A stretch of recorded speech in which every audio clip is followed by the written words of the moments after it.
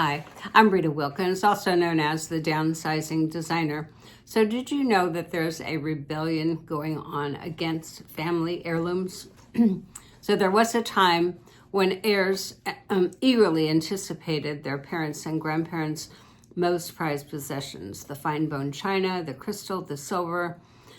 These items were welcomed and they were proudly displayed and even regularly used.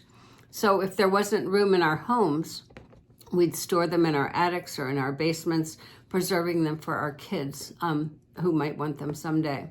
But today, if you have adult children, you've likely heard them say, "We don't want your stuff," and that kind of hurts. Sentimental items cause heartbreak for many people because they're unwanted heirlooms. So you've loved those items, you've used them, you've cared for them, and you looked forward to giving them to your kids one day. You held on to them because you believing that they would ultimately want them and cherish them in their own homes just as you've done. And for the most part, they don't want them. And why not? And what's changed? So as baby boomers now in the process of downsizing and decluttering our homes, we face that harsh reality that our kids don't value our belongings the same way that we did. So I wanted to take an historical perspective so that we could understand generational values, the tastes, the priorities, because that sheds light on why the younger generations resist our heirlooms. And these changes reflect the shifting attitudes towards physical possessions, sentimentality, and also practicality. So bridging the gap between our sentimental attachment and their minimalist preferences requires empathy and also some adaptation. So the generational differences, I'll just kind of give you a brief overview. So traditionalists, or as we know them, the silent generation, they were born between 1928 and 1946, and they were shaped by the Great Depression and World War II. This generation valued frugality, practicality, and resourcefulness. Their few possessions were cherished, and they were lasted a long time, and they were used. Baby boomers, on the other hand, born 1946 to 1964, boomers grew up during the post-war prosperity era, and they embraced consumerism. So to them, material goods signified success, status, and security. However, this focus on accumulating possession often came at the cost of work-life balance and accumulation over the years. So Generation X is the next generation, and that's born 1965 to 1980. And those Gen Xers were influenced by early technology and the rise of social media. And while they might appreciate material goods, they value experiences and minimalism, seeking a balance between hard work and living a fuller life.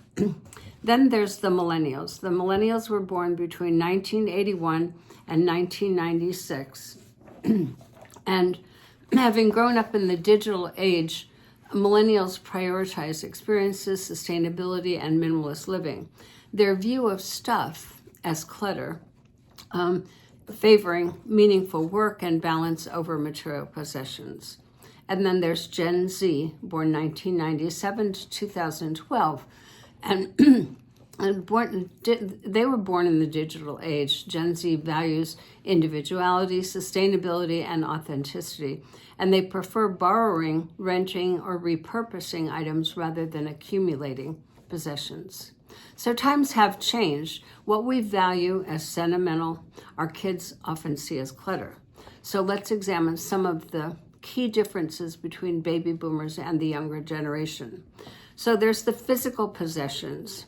The younger generations prioritize a minimalist aesthetic. To them, stuff feels overwhelming. And then there's the emotional attachment. Unlike us, they feel very little emotional attachment to physical possessions, viewing them as replaceable. And then the other difference is smaller homes and smaller living spaces. So the younger generations prefer smaller homes for the most part, making it impractical to inherit the large furniture and the big collections. And then experiences over stuff. They value spending money on experiences, prioritizing memories over material goods. And then there's sustainability. So the younger generations emphasize sustainability, choosing to buy less and reduce the waste.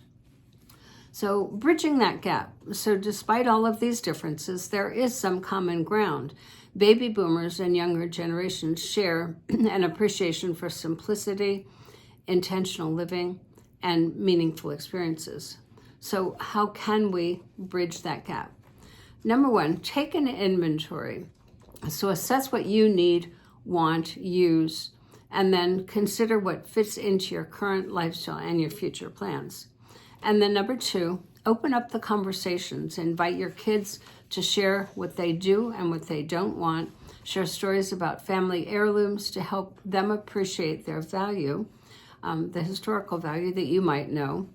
And then number three, invite family and friends. Offer them the unwanted items to family and friends before donating or disposing them. And then the fourth is to donate and dispose. So donate items to charities that you believe in, and then responsibly dispose of what remains.